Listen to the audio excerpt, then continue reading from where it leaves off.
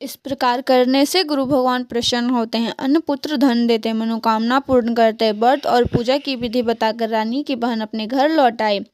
रानी और दासी ने दोनों निश्चय किया कि बृहस्पति भगवान की पूजा जरूर करेगी। 7 दिन बाद जब बृहस्पतिवार आया तो उन्होंने व्रत रखा, गौशाल से जाकर चना और गुड़ बिन लाए, उनकी दाल से केले की वृक्ष की जड़ में विष्णु भगवान का पूजन किया। अब भोजन पीला कहाँ से आए? दोनों बड़ी दुखी हुई, परंतु उन्होंने व्रत किया था, इस कारण बृहस्पति देव भगवान प्रसन्न थे। एक साधारण व्यक्ति के रूप में 2 थालों में सुंदर पीला भोजन लेकर आए और दासी को देकर बोले, हे दासी, यह भोजन तुम्हारे और रानी के लिए, तुम दोनों करना।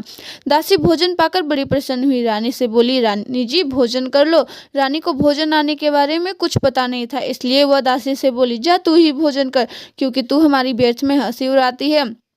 दासी बोली, एक व्यक्ति भोजन दे गया है। रानी कहने लगी, वह भोजन तेरे लिए दे गया है, तू ही भोजन कर। दासी ने कहा, वह व्यक्ति हम दोनों के लिए 2 थालों में सुंदर भोजन दे गया है, इसलिए आप और मैं दोनों साथ साथ भोजन करेंगे।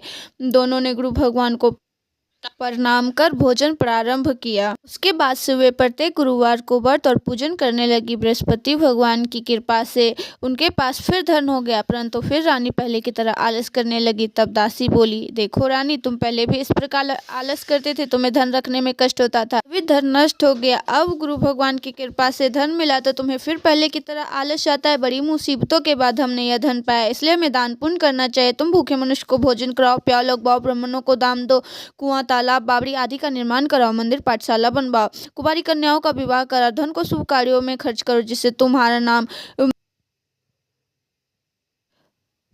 परलोक में सार्थक होगा एवं स्वर्ग की प्राप्ति होगी, जिससे तुम्हारे पितृ प्रसन्न होंगे। दासी की बात मानकर रानी ने इस प्रकार के कर्म करने प्रारंभ किए, जिससे उनका काफी यश फैलने लगा।